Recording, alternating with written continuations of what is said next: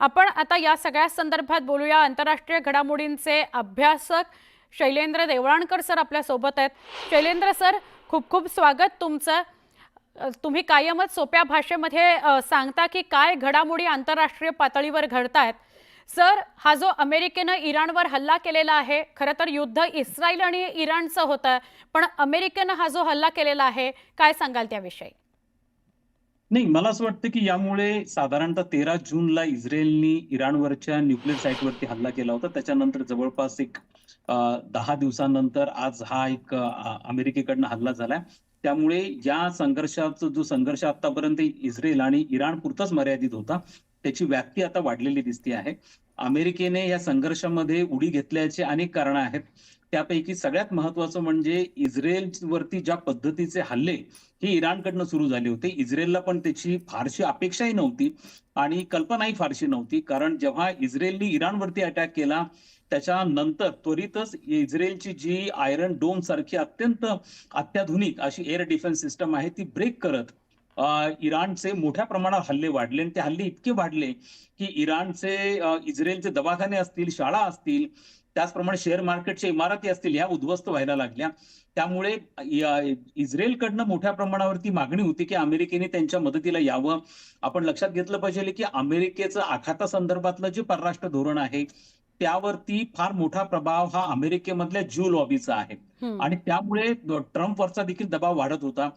दुसरा मुद्दा असा आहे की यामध्ये एक पद्धतीची हितसंबंधांची परस्पर व्यापकता इस्रायल आणि अमेरिकेमध्ये आहे. ही बरोबर. कशा बाबतीमध्ये आहे? एकतर इराणचा आण्विक कार्यक्रम जो आहे तो संपूर्ण नष्ट करणं हे तर आहेच आहे, परंतु तिथली जी खामेनीची धार्मिक राजवट आहे ती देखील संपुष्टात आणणं हे तेवढंच गरजेचं असल्यामुळे या दोघांनी मिळून एकत्र येऊन अमेरिकेने याच्यामध्ये प्रत्यक्ष सहभाग घेतलेला आहे. मात्र आता यातनं ह्या संघर्षाची व्याप्ती ही वाढणार आहे आणि वाढलेली व्याप्ती कदाचित संपूर्ण आखातामध्ये पसरू शकते येत्या काळामध्ये. आता यामध्ये इराण कशा पद्धतीचं प्रत्युत्तर देतो यावर बऱ्याचशा गोष्टी निर्भर आहेत. बरोबर. इराणनी इस्रायलवरती हल्ले वाढवलेले आहेत, मात्र मुद्दा येतो आहे तो म्हणजे जो हार्मुजची समुद्रधुनी आहे, त्याचप्रमाणे रेड सी आहे, यामध्ये अजूनही इराण पुरस्कृत संघटनांनी हल्ले चढवलेले नाहीयेत. त्या संदर्भात जर काही निर्णय झाला तर मात्र जगाची आर्थिक घडी विस्कटू शकते, तेल पुरवठा साखळी विस्कळीत होऊ शकते. त्यामुळे पुढच्या काळातच हे निर्धारित होईल की कशा पद्धतीचा दिशा हा संघर्ष घेतो आहे. नक्की। इस्रायल आणि इराणमधला हा जो संघर्ष आहे, त्यात आता अमेरिकेनं उडी घेतली आहे। तर भारतानं याकडे कसं बघावं लागेल? भारतावर याचा स्ट्रेट किंवा अप्रत्यक्ष परिणाम होऊ शकतो का?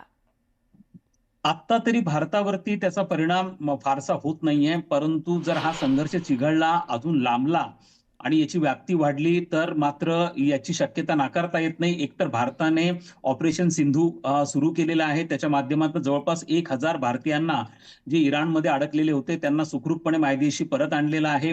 पण आपण हेही लक्षात घेतलं पाहिजे की 60 लाख भारतीय सध्या आखातामध्ये राहतात हो, आणि ज्या ज्या वेळेला अशा प्रकारची इमर्जन्सी तयार होती, आणीबाणीची परिस्थिती निर्माण होते, त्या वेळेला ह्या सर्व भारतीयांच्या सुरक्षेचा प्रश्न हा नेहमी पुढे येतो. त्यामुळे त्यांचं इमर्जन्सी इव्हॅक्युएशन करावं लागतं. तर भारतापुढचं पहिलं आव्हान असेल. दुसरं आव्हान असणार आहे भारताला होणारा तेल पुरवठा. हम्म, भारत आपल्या हम्म. गरजेच्या साधारणतः 60% तेल हे आखातामधनं घेतो. आपले जे तेल पुरवठादार देश आहेत आखातामधले, त्यामध्ये सौदी अरेबिया आहे, युएई आहे, इराक आहे, कतारकडनं आपण एलएनजी गॅस मोठ्या प्रमाणावरती घेत असतो आणि हे सगळं जे टँकर्स येतात किंवा तेल वाहतूक करणारी जहाजं आहेत ती प्रामुख्याने हार्मुजच्या बरोबर. समुद्रधुनीमधनं येतात हम्म. आणि ही हार्मुजची समुद्रधुनी ही इराणच्या अधिपत्याखाली आहे आणि जर इराणनी त्याच्यावर वाहतुकीचे निर्बंध आणले किंवा वाहतूक बंद केली तर त्याचा नक्कीच भारतावरती परिणाम होऊ शकतो. दुसरं असं आहे की याचा जगावरती पण परिणाम होईल, कारण हम्म. जगाच्या एकूण तेल वाहतूक करणारे 25% जहाज हे प्रामुख्याने हार्मुजच्या समुद्रधुनीमधनं जातात. त्यामुळे जर तसं झालं तर तेलाच्या किमती या हो. जागतिक बाजारपेठेमध्ये वाढू शकतात. 13 जूनला जेव्हा इस्रायलने इराणवरती हल्ला केला होता तेव्हा $69 प्रति बॅरल ही तेलाची किंमत होती. ती 19 जूनला $77 झाली आहे आणि ती वाढून आता जर हार्मुजच्या समुद्रधुनी किंवा रेड सी मध्ये हुती सारखी जी इराण पुरस्कृत संघटना आहे त्यांनी हल्ले सुरू केले तर ती $100 पर्यंत जाऊ शकते. आणि नक्की. आपल्याला कल्पना आहे की जर तेलाची किंमत $1 जरी वाढली तरी भारताला प्रतिवर्षी असतील, जो भारताच्या तिजोरीवरती येणारा ताण आहे हा 1 अब्ज बरोबर. डॉलरचा असतो. त्यामुळे भारताला स्वाभाविकपणे पर्यायी स्रोत काय असू शकतील याची तयारी आता करावी लागणार आहे. नक्की. शैलेंद्र सर, विनंती करेन आपण असेच सोबत राहा. एक पुढची बातमी याच संदर्भातली बघूया आणि परत शैलेंद्र सरांशी बोलूया. अमेरिकेच्या हल्ल्यानंतर इराणनं जोरदार पलटवार केलेला आहे आणि इस्रायलच्या अनेक शहरांवर इराणनं क्षेपणास्त्र डागलेली आहे. इराणनं 40 बॅलिस्टिक क्षेपणास्त्रांचा मारा केलेला आहे. तेल अवीव आणि हायफा या शहरात विध्वंस झालेला आहे. या हल्ल्यात 16 इस्रायली नागरिक जखमी झाल्याची माहिती मिळते आहे. एक महत्त्वाची माहिती अशी समोर येते की अमेरिकेनं इराणवर हल्ला केल्यानंतर इराणनं पलटवार केला आहे. इस्रायलच्या अनेक शहरांवर इराणनं हल्ला केला आहे, क्षेपणास्त्र डागलेली आहेत. अत्यंत महत्त्वाची ही बातमी. इराणने इस्रायलवर हल्ला केलाय, तेल अवीववर पुन्हा हल्ला केलाय, अनेक इमारती उद्ध्वस्त झाल्याची माहिती मिळते. मध्यरात्री अमेरिकेनं इराणवर हल्ला केला, अणुप्रकल्पांवर हल्ला केला आणि त्याचा परिणाम असा की इराणनं इस्रायलवर हल्ला केलेला आहे. तेल अवीव आणि अनेक इतर भागांवर हल्ला करत इमारती उद्ध्वस्त केलेल्या आहेत. ही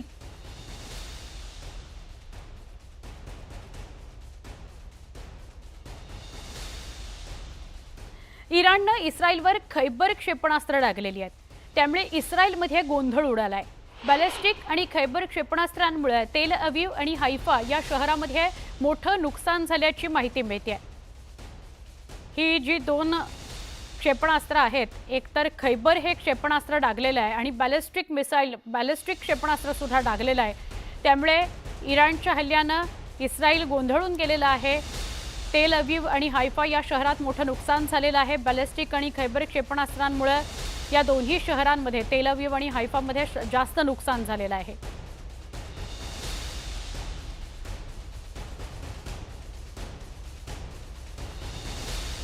बोलणार आहोत शैलेंद्र सरांशी. शैलेंद्र सर, इराणनं अमेरिकेला सुद्धा इशारा दिला की तुमचं आखाती देशांमध्ये ज्या वेगवेगळ्या देशांमध्ये तुमचे जे अमेरिकन सैन्य आहे त्याच्यावर आम्ही हल्ला करू. आणि आता इराणनं इस्रायलवर हल्ला केल्याचा, ते पण खैबर क्षेपणास्त्रानं हल्ला केल्याचा दावा केलाय. काय सांगाल? इराणकडनं अशा प्रकारचं प्रत्युत्तर दिलं जाणं हे अपेक्षितही होतं. याचं कारण असं आहे की त्यांना, कारण जर अमेरिका तुमच्यापर्यंत 90 मीटर डाऊन पर्यंत, म्हणजे 90 मीटर खालीपर्यंत जर हे bunker buster bombs steel B2 टाकले असतील आणि त्याची क्षती जर इराणच्या प्रोग्रामला पोहोचली असेल, तर स्वाभाविकपणे खामेनींची जी धार्मिक राजवट इराणमध्ये आहे त्याच्यावरती प्रश्नचिन्ह निर्माण होतो. त्यामुळे आपण हे पण लक्षात घेतलं पाहिजे की हा जो संघर्ष चालला इस्रायल आणि इराण मधला, हा जसा अण्वस्त्रांशी निगडीत आहे तसाच हा बेंजामिन नेतन्याहू इस्रायलमध्ये आणि खामेनी हे इराणमध्ये यांच्या राजकीय अस्तित्वाचा पण हा संघर्ष आहे. त्यामुळे यामध्ये कोणाचीही माघार हा त्यांचं राजकीय अस्तित्व संपुष्टात आणू शकतं. त्यामुळे स्वाभाविकपणे इराण याला सहन करणार नाही, खामेनी याला सहन करणार नाही आणि ते प्रत्युत्तर देतील. मात्र एक बाब आहे की यामध्ये साशंकता आहे की इराण हा अमेरिकेच्या मिलिटरी बेसिसवरती अटॅक करेल का? कारण इराणची आर्थिक परिस्थिती एवढी सक्षम नाही आहे, कारण इराण हा आर्थिक निर्बंधांमध्ये आहे आणि ते आर्थिक निर्बंध जे डोनाल्ड ट्रम्प यांच्या काळापासून चालू होते ते अजूनही चालू आहेत. त्यामुळे मुद्दा असा निर्माण होतो आहे की एकाच वेळेला अमेरिका आणि इस्रायल या दोघांबरोबर संघर्ष करणं हे इराणला प्रचंड महागात पडेल आणि त्याच्यामुळे इराणी जनतेमध्ये असंतोष होऊ शकतो, कदाचित तिथं सत्तांतर पण होऊ शकतं. त्यामुळे इराण 1-2 गोष्टी करू शकतो. एक तर तो इस्रायलवरती अटॅक करणं, जसं आता आपण पाहतो, एक, आणि दुसरं म्हणजे इराण पुरस्कृत ज्या 3 संघटना आहेत ज्या आखातामध्ये सक्रिय आहेत, ज्याच्यामध्ये हमास आहे, हिजबुल्ला आहे आणि येमेन मधली हुती आहे, त्या तिन्ही पण इराण पुरस्कृत संघटना आहे. यांच्या माध्यमातून काही हल्ले इराणकडनं घडवले जातील, परंतु इराण प्रत्यक्षपणे अमेरिकन मिलिटरी बेसिसवरती अटॅक करेल अशी शक्यता फार कमी वाटते. कारण जर तसं घडलं तर अमेरिकेकडनं जोरदार प्रत्युत्तर दिलं जाईल आणि ते इराणसाठी एकूणच संपूर्ण आखाताच्या दृष्टिकोनातून देखील भयानक असण्याची शक्यता नाकारता येत नाही. हो सर, पण मग इस्रायल आणि इराण मधला जो संघर्ष आहे तो फक्त अण्वस्त्रांशी निगडीत प्रश्नांबाबतचाच आहे की अजून काही त्याला कंगोरे आहेत? आणि अमेरिकेनं हस्तक्षेप करण्याचा किंवा हल्ला करण्याचा उद्देश काय अमेरिकेचा? यामध्ये एक बाब आपल्याला प्रामुख्याने लक्षात घ्यावी लागेल की जर तुम्ही इतर सुन्नी इस्लामिक देश पाहिले, प्रामुख्याने सौदी अरेबिया असेल, UAE असेल, कतार आहे, जॉर्डन आहे, इजिप्त आहे, तर हे सगळे देश या संपूर्ण संघर्षाच्या विषयी फारसं उघडपणे इस्रायलवरची टीका करताना आपल्याला दिसून येत नाहीयेत. याचं कारण असं आहे की जी इराणमधली धार्मिक राजवट आहे, जी 1979 पासून आहे, तिथं शहाची पहिले राजवट होती, ती सेक्युलर राजवट होती आणि त्यानंतर धार्मिक क्रांती इराणमध्ये झाली हम्म, आणि मग आयातुल्ला खोमेनींची राजवट तिथं आली आणि त्यांची जागा आता खामेनींनी घेतलेली आहे. हम्म, आता मुद्दा असा येतो की आता इस्लामिक जगतामध्ये इस्लामिक जगताचं नेतृत्व कसं कोणी करायचं या संदर्भामध्ये पण एक चढाओढ झालेली आहे आणि ही चढाओढ प्रामुख्याने आता इराण आणि सौदी अरेबिया किंवा Iran versus Saudi Arabia, UAE, Qatar यासारख्या देशांमध्ये आहे. त्यामुळे कुठेतरी हे सगळे जे सौदी असेल, युएई असेल किंवा कतार सारखे देश आहेत, यांनाही कुठेतरी इराणमधली ही धार्मिक राजवट जी आहे ती टोचती आहे. बरोबर. त्यामुळे हे सुन्नी इस्लामिक देश असतील, इस्रायल असेल, अमेरिका आहे, अमेरिकेला देखील ही राजवट नको आहे हम्म, आणि त्यामुळे ह्या सगळ्यांचं एक पद्धतीने कुठेतरी हितसंबंधांची परस्पर व्यापकता आहे की राजवट पण संपुष्टात आली पाहिजे. त्यासाठी उघडपणे कोणताही सुन्नी इस्लामिक देश याच्यामध्ये हस्तक्षेप करताना आपल्याला फारसा दिसून येत नाहीये. त्यांची बरोबर. भूमिका बऱ्यापैकी तटस्थ आहे असं आपल्याला म्हणावं लागेल. त्यामुळे अमेरिकेने याच्यामध्ये इन्व्हॉल्व्ह घेतलं, कारण 2015 पासून इराण अण्वस्त्रांचा विकास करतो आहे. बरोबर. खरं तर इराण हा एनपीटी म्हणजे न्यूक्लिअर नॉन प्रोलिफरेशन ट्रिटीवरती स्वाक्षरी करणारा देश आहे. असं असताना देखील त्यांच्याकडे अण्वस्त्रांचा विकास ते करतायत. आयएईए म्हणजे इंटरनॅशनल ॲटॉमिक एनर्जी एजन्सी जी आहे, हम्म, त्यांनी सांगितले की त्यांनी 60% युरेनियमचं इनरिचमेंट केलंय. साधारणतः पुढच्या 6 महिन्यांमध्ये इराणकडे काही अण्वस्त्र असू शकतात आणि बरोबर. जर तसं झालं तर त्यांना सगळ्यात मोठा धोका त्याचा इस्रायलला आहे. इस्रायलसाठी पण हा अस्तित्वाचा प्रश्न असल्यामुळे हम्म, आता हम्म, या संदर्भामधली हा जो संघर्ष आहे हा कुठेतरी तडीला नेण्याचा विचार हा अमेरिका आणि इस्रायलचा आहे. एक तर तिथं सत्तांतर झालं पाहिजे, नाही तर इराणचा अण्वस्त्र कार्यक्रम हा पूर्णपणे संपुष्टात आला पाहिजे. त्यामुळे हा संघर्ष इतका त्वरित थांबेल असं सध्या दिसत नाहीये. हा संघर्ष काही काळ चालेल, फक्त हा संघर्ष अण्वस्त्रांपासून ऊर्जेच्या स्त्रोतांपर्यंत पोहोचायला नको. मग ते तेल वाहतूक करणारे जहाजं असतील, तेलाच्या विहिरी असतील, हो. याच्यावरती जर अटॅक झाले तर मात्र जगाला याची मोठी किंमत चुकवावी लागेल. नक्की सर, पण मग आज जो हल्ला झालाय, अमेरिकेनं जो दावा केलाय की आम्ही इराणच्या 3 अणुप्रकल्पांवर हल्ला केला, तर त्याच्याविषयी तुमचं म्हणणं काय आहे? कारण अणुप्रकल्पांमध्ये एक जो फोर्दोचा अणुप्रकल्प होता, तिथे तर 260 फूट जमिनीखाली तो प्रकल्प होता, जो या B2 सारख्या लढाऊ विमानानं जमीनदोस्त केला. जमीनदोस्त केला म्हणण्यापेक्षा त्याला हानी पोहोचवली, असा अमेरिकेनं दावा केलाय.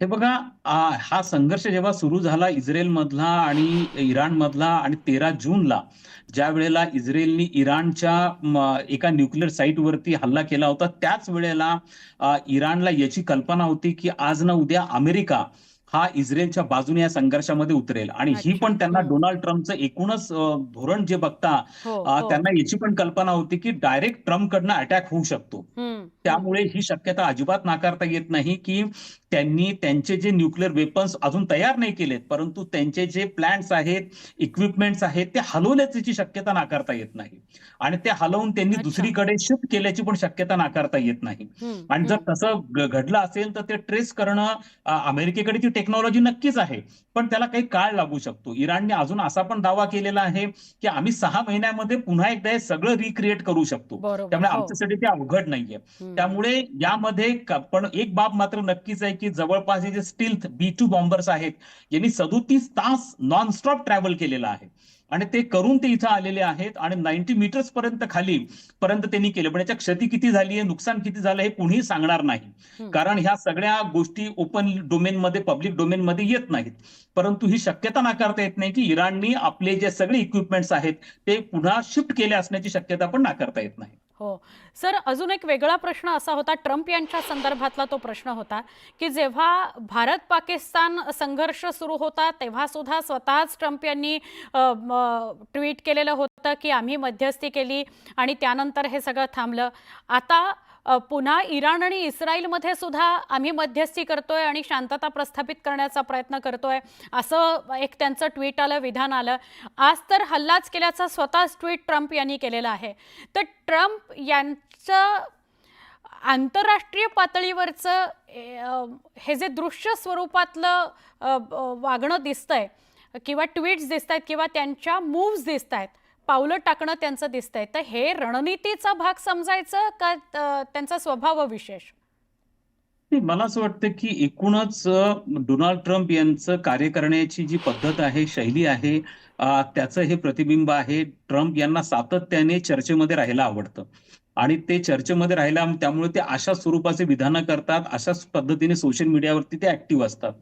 आपण आज महाराष्ट्रामध्ये आपल्या चॅनलवरती आपण डोनाल्ड ट्रम्पच्या विषयी एवढी चर्चा करतो आहोत.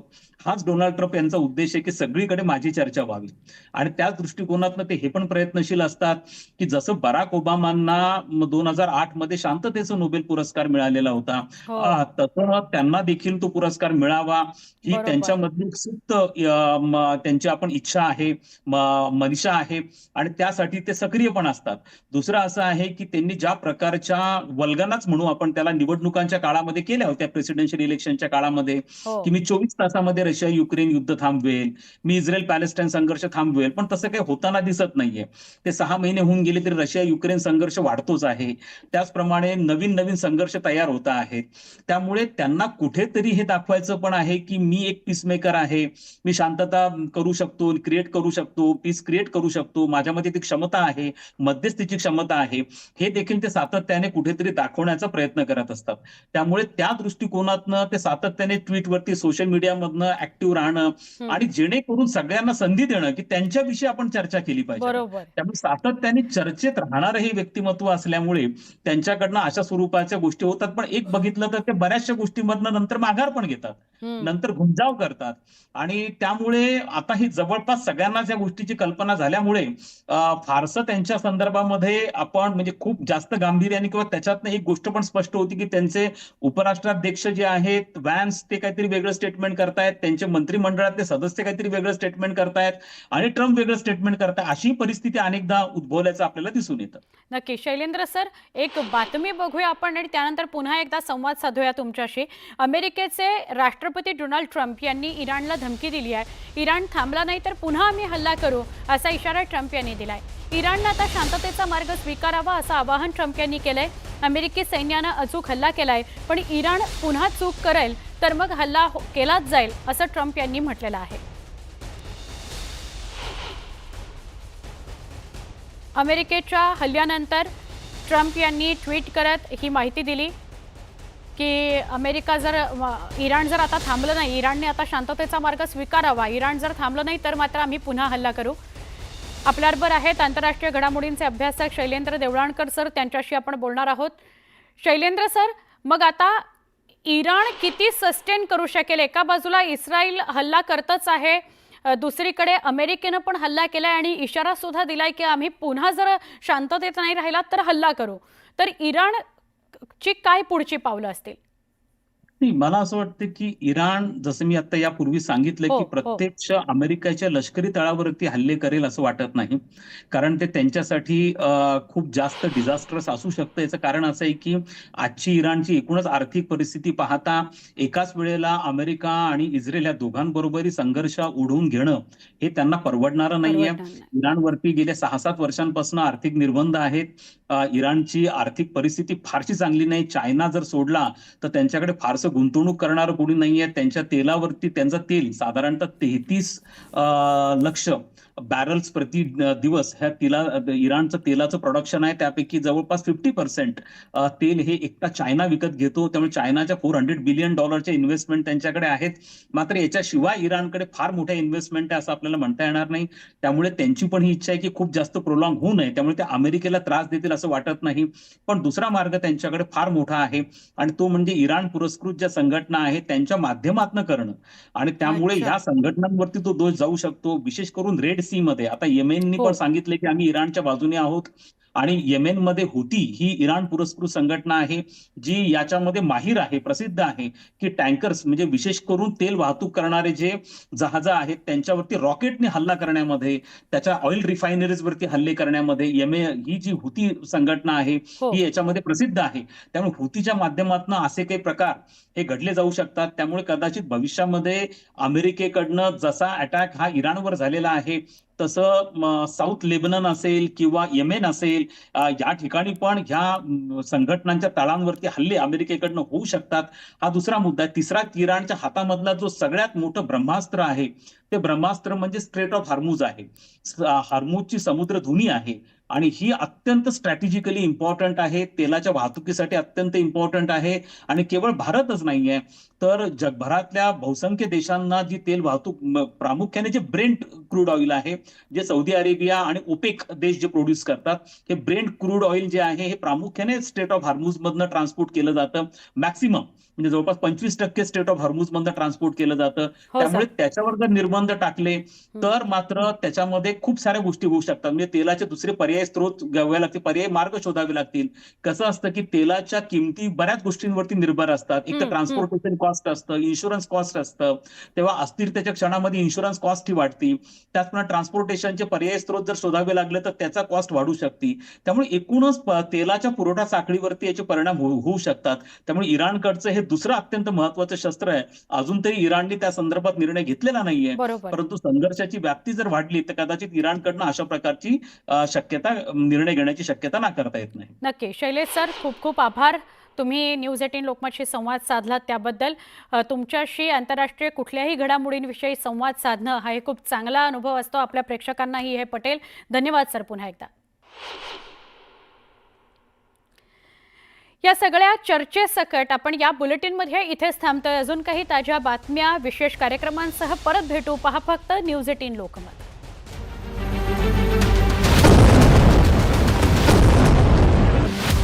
Tonight I can report to the world that the strikes were a spectacular military success.